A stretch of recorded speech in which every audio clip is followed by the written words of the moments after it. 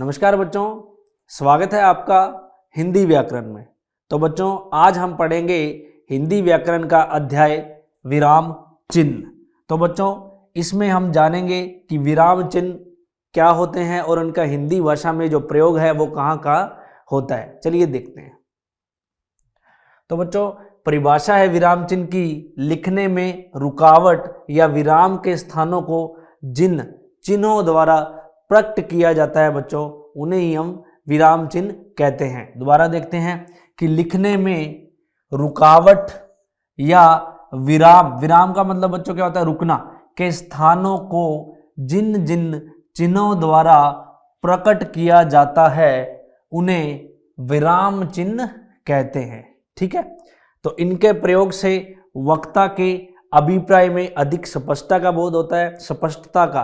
तो बच्चों क्योंकि विराम चिन्ह है उनसे हमें पता लगता है कि वाक्य में क्या कहना चाहता है, तो इनके प्रयोग से वक्ता के अभिप्राय में अधिक स्पष्टता का बोध होता है। विराम चिन्हों के बदलने से वाक्य का अर्थ भी बदल जाता है। जैसे ध्यान से देखें यहाँ पर, उसे रोको मत जाने दो, उसे रोको मत जाने दो। यहाँ पर बच्चों जो चिन्ह है, जो हमारे पास अर्धविराम है, यदि ये मत के बाद लगेगा तो इसका अर्थ होगा कि उसे रोको मत, मतलब उसे रोकना नहीं है, उसे जाने दो। और यही विराम चिन्ह यदि रोको के आगे लग जाता है तो इसका मतलब होगा उसे रोको मत जाने दो, उसे रोको मत जाने दो, मतलब उसे रोक लो और मत जाने दो। तो बच्चों यानी कि विराम चिन्हों के बदलने से वाक्य का अर्थ भी बदल जाता है। आगे देखते हैं बच्चों, आगे हम बच्चों पढ़ेंगे विराम चिन्ह के भेद या प्रकार। तो बच्चों हम हिंदी में निम्नलिखित विराम चिन्हों का प्रयोग करते हैं। जैसे देखिए, पूर्ण विराम यानी कि जहाँ पर जो वाक्य है पूरा खत्म हो जाता है वहाँ पूर्ण विराम हम का प्रयोग करते हैं। अर्ध विराम, जहाँ पर वाक्य आधा यानी कि पूरा खत्म ना हो वहाँ पर हम अर्ध विराम का प्रयोग करते हैं। फिर करते हैं बच्चों अल्प विराम, अल्प विराम यानी कि ये जो कोमा, इनके प्रयोग बच्चों हम आगे देखेंगे। आगे है प्रश्नवाचक चिन्ह, फिर है बच्चों विस्मयादि बोधक, हर्ष उल्लास खुशी दुख प्रकट करने के लिए। फिर है बच्चों उद्धरण चिन्ह, किसी भी चीज को बच्चों अलग से दिखाने के लिए जो उद्धरण चिन्ह का प्रयोग किया जाता है। उद्धरण चिन्ह दो प्रकार के होते हैं बच्चों, एक होता है इक हरा जिसमें जो उद्धरण होगा वो एक एक ही होंगे, और यहाँ पर दो हरे में जो उद्धरण चिन्ह है वो दो दो होंगे। आगे बच्चों हमारे पास अपूर्ण विराम, क्या है अपूर्ण विराम, इसमें बच्चों हम इस दो बिंदु का इस्तेमाल करते हैं। आगे इनके प्रयोगों के बारे में जानेंगे। योजक चिन्ह बच्चों किन्हीं दो चीजों को जोड़ने के लिए योजक चिन्ह डैश का प्रयोग करेंगे। कोष्टक, कोष्टक में बच्चों ये हम जो ब्रैकेट है, बड़ा ब्रैकेट और मंझला ब्रैकेट है, इसका इस्तेमाल करेंगे। और लास्ट में बच्चों हमारे पास समानता सूचक चिन्ह यानी कि बराबर, इसका प्रयोग करेंगे। तो बच्चों आइए देखते हैं कि इन जो विराम चिन्ह हैं इनका प्रयोग कहाँ कहाँ किया जाता है। चलिए देखते हैं। तो बच्चों सबसे पहले हमें पता है कि पूर्ण विराम का मतलब पूर्णतः रोक, यानी कि जहां पर जो वाक्य है बिल्कुल खत्म हो जाए। तो पूर्ण विराम का अर्थ है भली भांति ठहरना। जैसे यह पुस्तक अच्छी है, तो ये पूरा वाक्य बच्चों यहाँ पर है के बाद खत्म है, तो यानी कि यहाँ क्या आएगा पूर्ण विराम। गीता खेलती है, यहाँ भी क्या आएगा पूर्ण विराम। बालक लिखता है, यहाँ भी क्या आएगा बच्चों पूर्ण विराम। इसी प्रकार आगे देखेंगे अर्धविराम का। तो अर्धविराम का अर्थ होता है आधा विराम। क्या होता है आधा विराम, यानी कि जहां पूर्ण विराम की तुलना में कम रुकना होता है वहां अर्धविराम का प्रयोग होता है। जहां पर वाक्य है पूरी तरह से खत्म ना हो और जहां पर वाक्य क्या है आधा, जहां पर पूर्ण विराम की तुलना में आधा रुकना हो। जैसे उसने अपने माल को बचाने के लिए अनेक उपाय किए परंतु वे सब निष्फल हुए। यानी कि बच्चों यहाँ पर जो वाक्य है वो यहाँ खत्म हो रहा है पूर्ण रूप से, लेकिन यहाँ रुकने के लिए हमें जो जिस चिन्ह की जरूरत पड़ रही है वो कौन सा है अर्ध विराम। कौन सा है अर्ध विराम। आगे देखिए, आगे हमारे पास जब मेरे पास रुपए होंगे तब मैं अपनी सहायता तब मैं आपकी सहायता करूंगा। अब बच्चों देखिए यहाँ पर जब मेरे पास रुपए होंगे, इसके बाद हमें रुकने की जरूरत है, लेकिन वाक्य पूरा खत्म नहीं हुआ है, तो यहाँ पर हम किसका करेंगे प्रयोग विराम चिन्ह का अर्ध विराम का। ठीक है। तो जहां पर वाक्य पूर्ण रूप से खत्म ना हो, हमें आधा रुकना पड़े, वहां कौन सा होगा बच्चों, अर्धविराम का प्रयोग होगा। आगे देखते हैं बच्चों, आगे हमारे पास अल्प विराम। क्या है? अल्प विराम। अल्प का मतलब होता है आधे से भी कम बच्चों, जहां न्यूनतम ठहराव हो। ठीक है, क्या हो? न्यूनतम ठहराव। इसे हम कोमा के नाम से भी जानते हैं, न्यून ठहराव। वाक्य में जहां बहुत ही कम ठहराव होता है वहां अल्प विराम का प्रयोग होता है। इस चिन्ह का प्रयोग सर्वाधिक होता है। जैसे बच्चों अल्प विराम का मतलब, जैसे बहुत सारे नाम हैं, राम, श्याम, मोहन, सोहन, इन सब के बच्चों यहाँ पर जो इनके बाद जो रुकना है हमें, वो बहुत ही अल्प विराम है, यानी कि न्यूनतम ठहराव है। तो राम, श्याम और मोहन, सोहन, इनके बीच में क्या लगेगा? अल्प विराम। जैसे रमेश, सुरेश, महेश और वीरेंद्र घूमने गए। सुनो सुनो, ध्यान से सुनो, कोई गा रहा है। सुनो सुनो, ध्यान से सुनो, कोई गा रहा है। तो बच्चों यहाँ सुनो और सुनो के बाद में हमें एक न्यूनतम ठहराव की जरूरत है, इसलिए क्या यूज होगा यहाँ पर? अल्प विराम। आगे है बच्चों हमारे पास वीरेंद्र, तुम यही ठहरो। तो वीरेंद्र के बाद बच्चों बहुत ही हमें कम ठहरने की आवश्यकता है, तो यहाँ पर जिस चिन्ह का प्रयोग होगा वो कौन सा होगा? अल्प विराम का। आगे देखते हैं, आगे है बच्चों हमारे पास, जब किसी वाक्य में प्रश्नात्मक भाव हो, यानी कि प्रश्न का भाव हो, उसके अंत में प्रश्नवाचक चिन्ह लगाया जाता है। बच्चों वाक्य को पढ़ने से ही पता लग जाएगा कि उसमें भाव है, प्रश्न का है या नहीं है। तो अब यदि वाक्य के अंदर प्रश्न का भाव हो, यानी कि अब प्रश्न पूछा जा रहा हो, तो उसमें बच्चों कौन सा आएगा? प्रश्नवाचक चिन्ह। जैसे तुम्हारा क्या नाम है? तो यहाँ पर बच्चों प्रश्न पूछा जा रहा है, इसलिए यहाँ पर कौन सा आएगा चिन्ह? प्रश्नवाचक चिन्ह।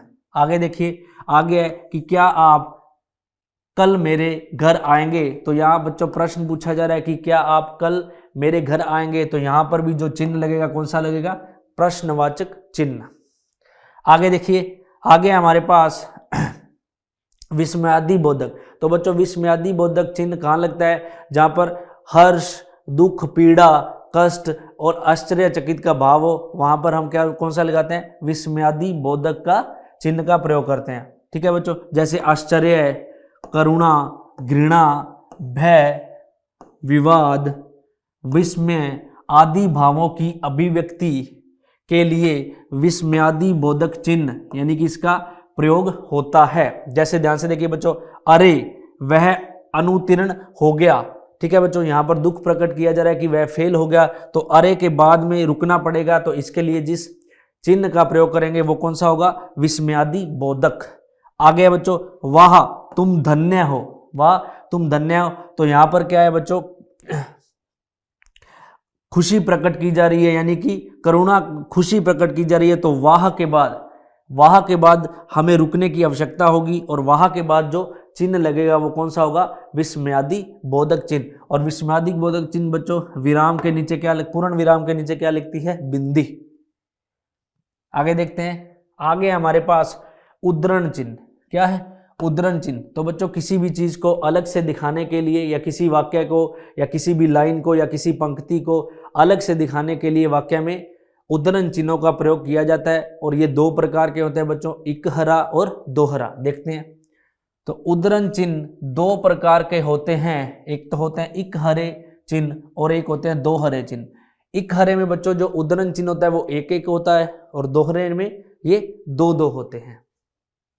अब देखते हैं इनके प्रयोग। यदि किसी लेख, कविता और पुस्तक इत्यादि का हमें शीर्षक लिखना है, तो बच्चे उसे हम इकहरे चिन्ह के रूप में लिखेंगे। जैसे मैंने तुलसीदास जी का रामचरितमानस पढ़ा है, तो बच्चों यहाँ पर कविता है या लेख है, उसका नाम है, तो इसे इकहरे विराम चिन्ह के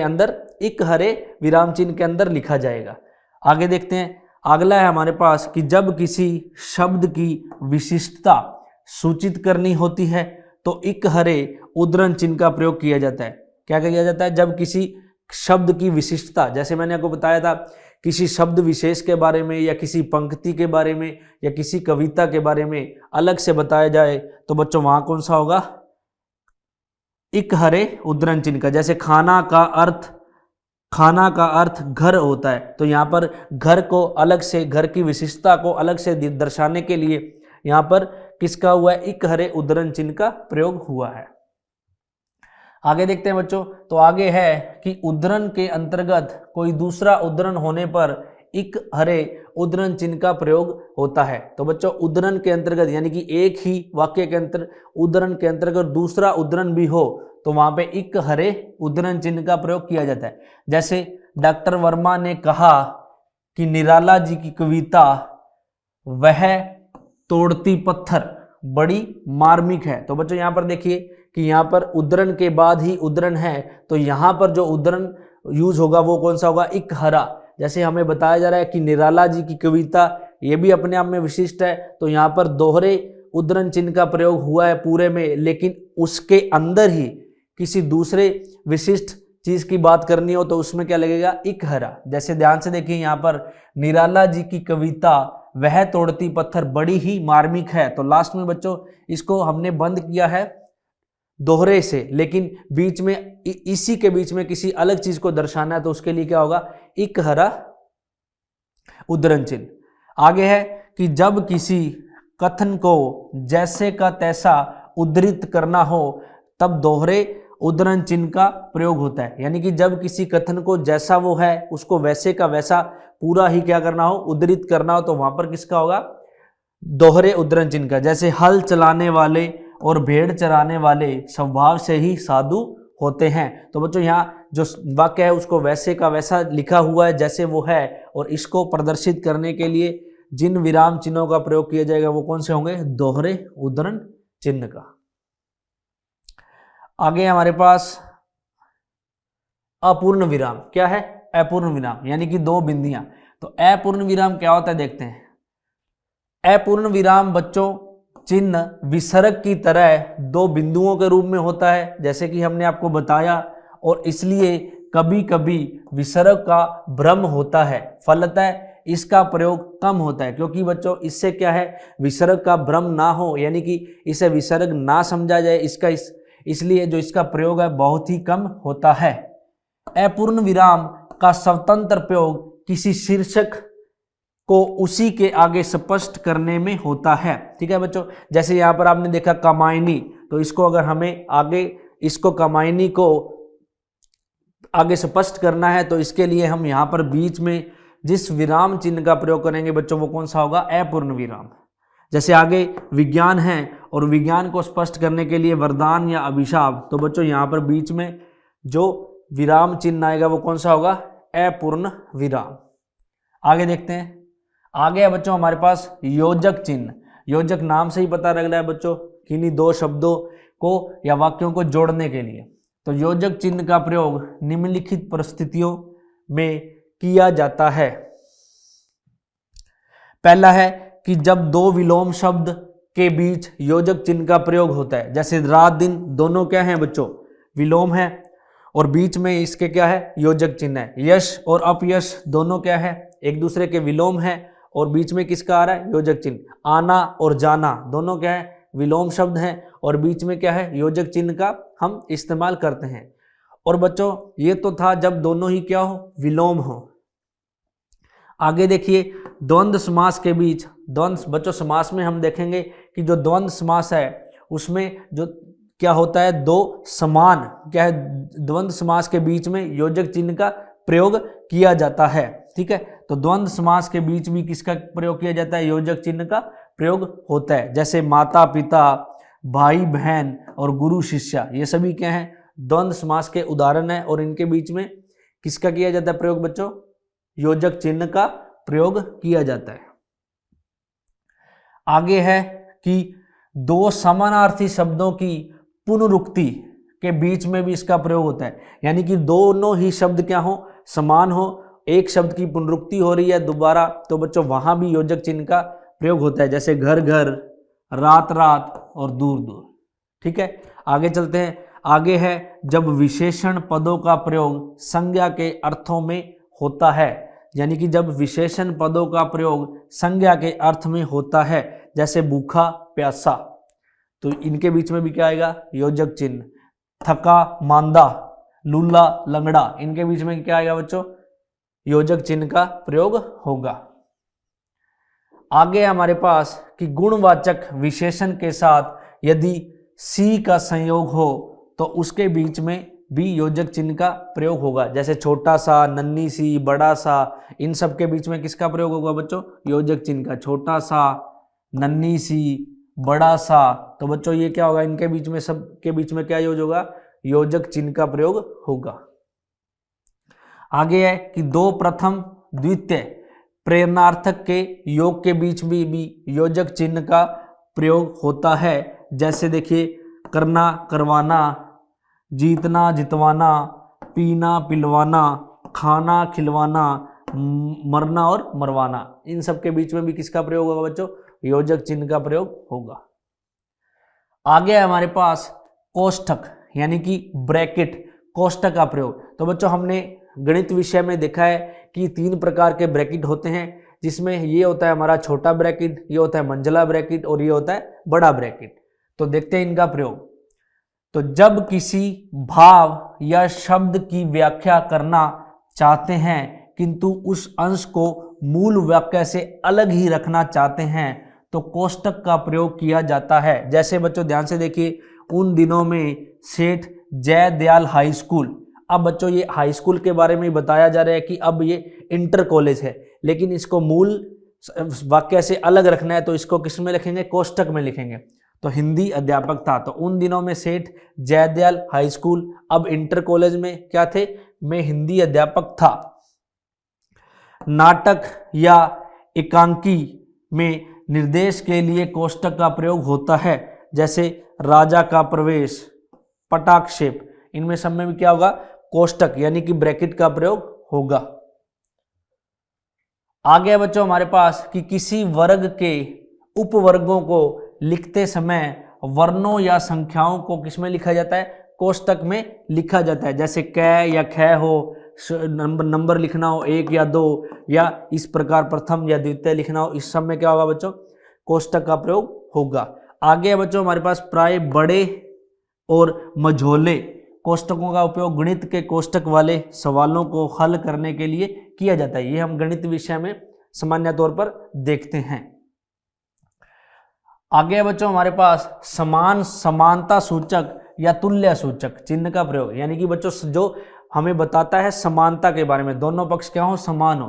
तो किसी शब्द का अर्थ अथवा भाषा के व्याकरणिक विश्लेषण में समानता सूचक चिन्ह का प्रयोग किया जाता है। जैसे कृतघ्न, क्या है? कृतघ्न, क्या है?